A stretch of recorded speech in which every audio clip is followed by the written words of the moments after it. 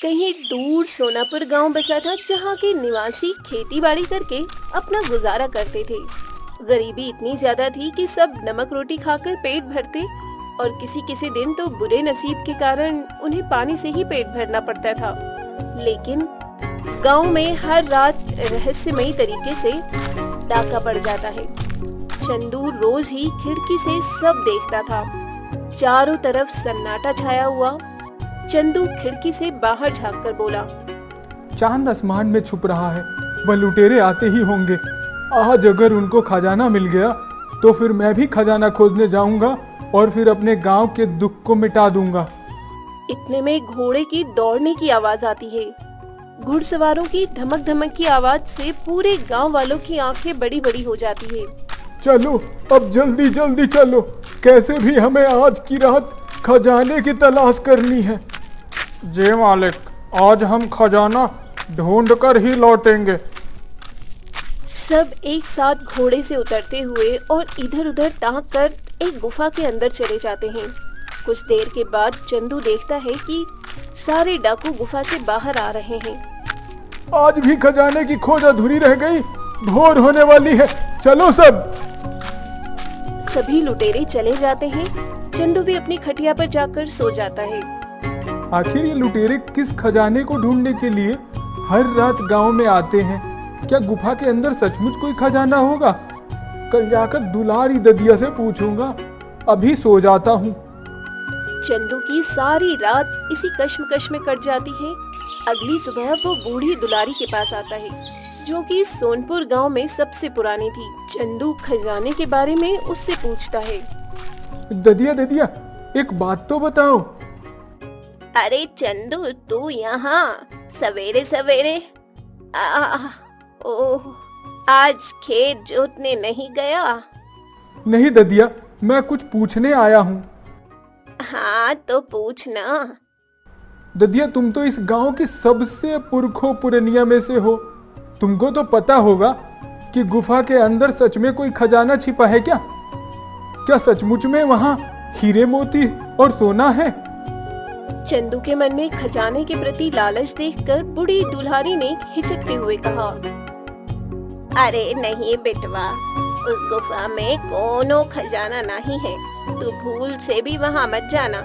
वो जगह भूतहा है, भूतहा।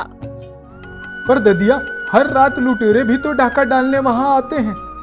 सालों से देख रहा हूँ। सोचो, अगर वह खजाना हमको मिल गया तो हमारे गांव का भाग्य बदल सकता है। सबके पक्के घर हो जाएंगे, फिर किसी को गरीब की तरह कुटिया में नहीं दिन काटना पड़ेगा। देख बेटवा, तू उस खजाने को भूल जा और खेत पर जा। बिन मेहनत के कुछ नहीं मिलता है। दुलारी चंदू को ऐसा कहकर भेज देती है। चंदू कुम्हलाई सूरत लेकर आकर खेत जोतने लगता है। सूरज पूरी तरह चमक रहा था, जिसे चंदू थकित होकर कहता है, हे राम, आज तो बड़ी धूप है, हल भी नहीं चलाया जा रहा है, थोड़ी देर सुस्ता लेता हूँ। वो पेड़ की ठंडी ठंडी छांव में बैठ जाता है। कुछ ही देर में उसे नींद आ जाती है। तभी वह सपने में अपनी जमीन पर 7 बुजुर्गों को देखता है। आप लोग कौन हैं और खेत की जमीन पर क्या कर रहे हैं? तभी एक ने चंदू से कहा, हम सब तुम्हारे पुरखे हैं चंदू। हम तुम्हें कुछ बताने आए हैं। मुझे आप में से किसी की बात नहीं सुननी है। सबके बाप दादा उनके लिए कितनी कितनी खेती बाड़ी छोड़ गए हैं, लेकिन आप लोग अपने पीछे से मेरे लिए क्या छोड़ गए? एक फूसों वाली झुपड़पट्टी और ये जरा सा खेत, जो कि इतना बंजर है कि इसमें कुछ उगता ही नहीं है। चंदू की बातों में अपने पुरखों के प्रति गरीब रह जाने का गुस्सा भरा था। तभी उस व्यक्ति ने फिर से कहा, चंदू, हमारी बात ध्यान से सुनो। हम तुम्हें एक राज की बात बताने आए हैं। कैसा राज? इस खेत की जमीन के अंदर बहुत सारा खजाना छिपा है, जिसे तुम अपने भाग्य को बदल सकते हो। लेकिन याद रखना, यह खजाना तुम्हें आसानी से नहीं मिलेगा। तुम्हें बल से नहीं, बुद्धि का इस्तेमाल करना होगा, तभी तुम खजाने तक पहुंच पाओगे। इतना बताकर 7 पुरखे एक एक करके गायब हो गए और चंदू सपने से झटके से जाग जाता है। दोपहर से शाम ढल गई। कोई भी अपने खेत में नहीं है, सब लोग जा चुके हैं। लेकिन वह सपना, क्या वो सच था या फिर मेरे मन का वहम? अगर सपना सच हुआ तो? चंदू कुदाल उठाकर जमीन को खोदने लगता है। खोदते खोदते उसे जमीन के काफी अंदर 7 सुराही मिलती है, जिसे देखकर चंदू खुशी से बोला, इस जमीन में तो 7 मटके गड़े हुए हैं, लगता है खजाना इसी के अंदर होगा। वो एक एक करके 7 मटके देखता है, पर सब में राख ही राख भरी हुई थी। अरे नहीं, इन 7 में तो राख भरी है। मुझे तो लगा था मटकों में हीरे मोती निकलेंगे। चंदू मायूस होकर बैठ गया। तभी एक मटके में से मधुर सी आवाज आई, आहा, तुम तो हमसे ही हार गए, तो खजाने की तलाश कैसे करोगे? कौन है, कौन है?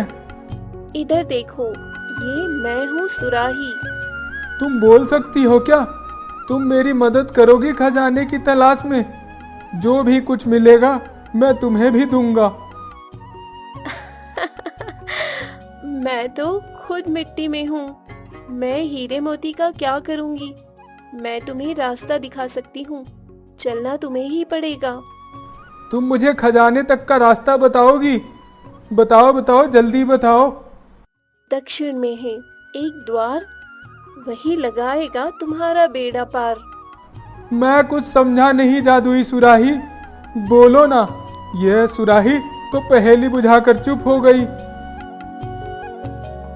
चंदू चारों तरफ ताकता है, चारों तरफ सिसियाता अंधियारा छाया था। सुराही ने पहले दक्षिण दिशा बताया था, मतलब खजाना दक्षिण में कहीं है, मतलब मुझे दक्षिण की तरफ चलना है। वो जल्दी जल्दी दक्षिण की तरफ चलने लगता है। तभी वो दूर, काफी दूर एक घना पेड़ देखता है, जहाँ रोशनी ही रोशनी थी। लगता है यही खजाने तक जाने वाला रास्ता है। चंदू जैसे ही पैर बढ़ाता है, तभी पेड़ से कांटे ही कांटे गिरने लगते हैं। ओए मैया, मैं तो मर गया रे। कैसा पेड़ है जिस पर फल की जगह कांटे लगे हैं? मन तो कर रहा है इसे उखाड़ कर फेंक दूं। चंदू पूरे बल से पेड़ को उखाड़ने लगता है, तभी फिर से कांटे गिरते हैं। हाय हाय, ये पेड़ है कि पहाड़ी एड़ी चोटी का जोर लगाने पर भी अपनी जगह से बिल्कुल हिलडुल नहीं रहा है। देखने में तो हजारों साल पुराना पेड़ लग रहा है। फिर से कोशिश करता हूँ एक बार। चंदू पूरा जोर लगाता है, लेकिन पेड़ को उसकी जगह से हिला नहीं पाता। तभी उसे सपने में आए पुरखों की बातें याद आती है। मुझे बल नहीं, बुद्धि से काम लेना होगा। काफी देर तक वो पेड़ को टुकुर टुकुर ताकता है। यहाँ इस पेड़ को छोड़कर कुछ भी नहीं है। क्या पता मैं जिस खजाने की तलाश में हूँ उसका रास्ता इस पेड़ से होकर जाता हो। ये कहते ही पेड़ फूल और फल गिराने लगता है, और तब चंदू क्या देखता है कि पेड़ वही बड़ी बड़ी मूंछों से मुस्कुराते हुए डायलॉग मारता है, ऐसे ना देख पगले, प्यार हो जाएगा। अरे बाप रे, ये पेड़ तो फिल्मी डायलॉग मारता है, मगर पेड़ बोल कैसे सकता है? क्योंकि मैं जादुई पेड़ हूँ प्यारे। तुम जिस खजाने की तलाश में हो, मैं उसका पहरेदार हूँ। अच्छा, तो क्या तुम मुझे उस खजाने का पता बता सकते हो? बोलो ना। हाँ, मैं तो हूँ वो रास्ता। अचानक पेड़ के अंदर सुरंग बन जाती है, जिसे देखकर चंदू डर जाता है। तभी पेड़ ठहाका मार कर बोला, क्या हुआ, डर गए? जो डर गया समझो मर गया। खजाना तुम्हारे नसीब में नहीं है। जाओ जाओ, चले जाओ यहाँ से। तब अपने गांव वासियों की दुखड़ी जिंदगी को सोचकर चंदू डबडबाई आंखों से कहता है, नहीं, मैं ऐसे खाली नहीं लौट सकता। मेरा गांव कितनी बुरी परिस्थिति में जी रहा है। अगर खजाना मिल गया तो किसी को नमक रोटी नहीं खाना पड़ेगा, सब अच्छे से जिएंगे। चंदू पेड़ के अंदर घुस जाता है और घने जंगल में खुद को पाता है, जहाँ पेड़ पौधे, जल भरे तालाब जिसमें कमल भी खिले थे। तभी एक खूबसूरत अप्सरा उसके सामने आती है। तुम कौन हो? मुझे तुम अपना मददगार समझो राही। तुम्हें जिस खजाने की तलाश है वो मुझे पता है। कहाँ है फिर वो खजाना? बताओ, बताओ ना अप्सरा। पहेली बूझो और ढूंढ लो खजाना। पिछली बार उस सुराही की कही गई पहेली को बूझ नहीं पाया था, लेकिन इस बार मैं धीरज के साथ सुनूंगा। सुनाओ अप्सरा। बुराई संग जो मोल रचाया, कभी न छूटे उसका साया। बताओ क्या है? बुराई संग जो मिल रचाए कभी न छूट उसका साया। बुराई संग जो मिल रचाए कभी न छूटे उसका साया। क्या हो सकता है? क्या हो सकता है? हाँ, परछाई। सही जवाब। अब सुनो, ये रास्ता नहीं आसान, बस इतना समझ लीजिए, एक आग का दरिया है और डूब के जाना है। इसी पहेली में खजाने का रास्ता छिपा, जाओ जाओ राही। इतना बोलकर अप्सरा गायब हो गई।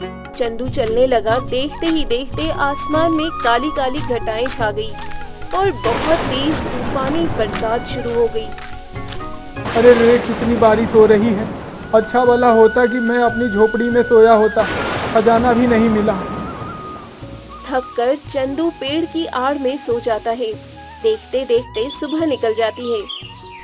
सवेरा हो गया, पशु पक्षी भी जाग चुके हैं, तालाब में कमल खिल चुके हैं, सूरज भी निकल चुका है।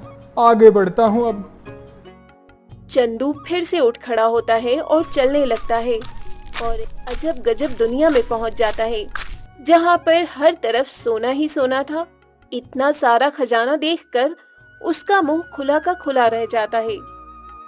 यहाँ तो चारों तरफ खजाना ही खजाना है। पेड़ में पत्ते सोने के हैं, सड़कें भी सोने की है। आखिरकार मैंने खजाने की तलाश कर ही ली। चंदू जितनी दूर तक नजर घुमाता है, उसे हर तरफ सोना ही सोना दिखता है, जिसे देखकर उसके मन में लालच आ जाता है। यहाँ कितना सारा खजाना है, क्यों ना मैं इस खजाने की नगरी में ही बस जाऊं। फिर मुझे खेत भी नहीं जोतना पड़ेगा, ना हल चलाना पड़ेगा, ना ही नमक रोटी खाना पड़ेगा। इस नगर में तो इतना खजाना सोना है कि मैं बैठ कर खाऊंगा। चंदू उस खजाने की तलाश में अपने गांव के निवासियों का दुख देखकर आया था, लेकिन इतना सारा खजाना देखकर अब वो लोभ से भर चुका था। तभी अप्सरा प्रकट होती है। पर राही, अगर तुम यहाँ ठहर गए तो तुम्हारे गांव वालों का क्या होगा? मुझे उनकी क्या पड़ी, मुझे तो अपनी पड़ी है, और मैं यहीं रहूंगा इसी नगरी में। एक बार फिर सोच लो राही, कहीं ऐसा ना हो तुम इस फैसले पर पछताओ। जिसके पास इतना खजाना हो वो क्यों पछताएगा। ठीक है, तो मैं चलती हूँ। अप्सरा गायब हो जाती है। चंदू खान में पड़े हीरे मोती को देखकर खुश हुआ जा रहा था। चारों तरफ धन ही धन चमक रहा था। देखते देखते दोपहर हो जाती है। प्यास लगी है, थोड़ा पानी पी लेता हूँ। हाँ, वो रहा हैंडपंप। चंदू प्यास के मारे हाफता हुआ हैंडपंप चलाता है, लेकिन उसमें से पानी की जगह तरल सोना निकलता है। यह क्या? इस हैंडपंप से तो पानी की जगह सोना निकल रहा है। अप्सरा आओ, अप्सरा, कहाँ हो? सामने आओ। तुमने मुझको पुकारा राही? मुझको प्यास लगी है, पानी कहाँ मिलेगा? इस नगर में पानी नहीं है। ये सुनकर चंदू प्यास से छटपटाने लगता है। क्या यहाँ पानी नहीं है? तो यहाँ के लोग जीते कैसे हैं? तरल सोना पीकर। अगर तुम लौटना चाहते हो तो वो रहा द्वार, पर तुम एक भी सोना या मोहर लेकर नहीं जाओगे। तो तुम मुझे खाली हाथ भेजोगी? फिर तो मैं नहीं जाऊंगा। मुझे ये खजाना चाहिए। मुझको उस गरीब सोनपुर गांव में नहीं जाना। ये कहते हुए चंदू सोना गटक जाता है, लेकिन उसकी प्यास नहीं बुझती। किसी तरह 2 दिन यूं ही गुजर जाते हैं, पर अब उसे भूख सताने लगती है। वो इधर उधर कुछ खाने को ढूंढता है। बहुत जोर की भूख लगी है, क्या खाऊं क्या खाऊं? यहाँ तो कुछ भी नहीं दिख रहा। दुखी होकर चंदू उठकर खेत की तरफ चल पड़ता है, जहाँ कई सारे किसानों का तबका खेती कर रहे थे। गेहूं की बाली ऐसे ही तोड़कर खा लेता हूँ, जो ही थोड़ी सी भूख मिटेगी। पर जैसे ही चंदू आगे बढ़कर गेहूं को छूता है, वो भी सोना बन जाता है और इस बार वो फूट फूट कर रोने लगता है। नहीं नहीं नहीं नहीं, तभी अप्सरा फिर से प्रकट होती है। तुम रो क्यों रहे हो राही? ये खजाने से भरी नगरी तो अब तुम्हारी है, फिर भी तुम खुश नहीं हो? ये कैसी नगरी है जहाँ खजाना तो है लेकिन ना पानी है ना खाना। मुझे यह हीरे मोती नहीं चाहिए, मुझे अपने गांव जाना है। मैं नमक रोटी खाकर ही खुश था, मुझे जाने दो। मैं तो यहाँ अपने गांव की दीन दशा सुधारने आया था, लेकिन लालच में आ गया था। चंदू अपनी गलती को जैसे ही मानता है, खेतों में सोने की जगह गेहूं की बालियां लग जाती हैं, पेड़ों में फल लग जाते हैं, सब कुछ बदल जाता है। ये लो राही, तुमको भूख लगी थी ना, ये लो खाओ। चंदू हबड़ हबड़ कर खाने लगता है। धन्यवाद इस खाने के लिए अप्सरा, अब मैं जाना चाहता हूँ। बिना खजाना लिए जाओगे? खजाना नहीं ले जाओगे? इसी के लिए तो तुम आए थे। अब तुम्हारे अंदर से लालच मिट चुका है, इसलिए जितना चाहो ले लो। चंदू सुराही भरकर हीरे मोती सोना ले लेता है। मुझे केवल इतनी ही मोहरें चाहिए ताकि इससे मेरे गांव वालों का पक्का घर बन जाए और उनकी गरीबी दूर हो जाए। जाओ चंदू, मैं तुम्हें वरदान देती हूँ कि इस सुराही में से इस्तेमाल होने वाला खजाना धन कभी खत्म नहीं होगा। तुम जितना निकालोगे उतना ही बढ़ता जाएगा। धन्यवाद अप्सरा, अब मैं जाता हूँ। अंत में चंदू उस नगरी से निकलकर अपने गरीब गांव में आ जाता है, जहां गरीब किसान सब खेतों में हल चला रहे थे। अंत में वो दुलारी के पास आता है, जो अपनी झोपड़ी के आगे दुखी बैठी थी। जैसे ही उसने चंदू को देखा तो डबडबाई आंखों से कहा, कहाँ चला गया था चंदू? तेरे जाने के बाद गांव के भाग ही फूट गए, किसी को रोटी भी नसीब नहीं हुई। कितनों की झोपड़ी उजड़ गई, सब बहुत दुखी हैं। चिंता मत करो ददिया, अब सबका दुख दूर हो जाएगा। मुझको खजाना मिल गया है, अब इसे हम अपने उजड़े गांव को फिर से बसाएंगे। चंदू पूरे गांव को जादुई खजाने में से मोहरे देता है, जिसे बेचकर सब अपने लिए घर बनवाते हैं और खेती बाड़ी में भी उन्नति करते हैं। लेकिन हर रात ही चोर खजाने की तलाश में आते, जिसे देखते हुए चंदू एक हास्य भरी मुस्कुराहट से बोला, जिस खजाने की तलाश में तुम हो वो इन्हें कभी नहीं मिलेगा।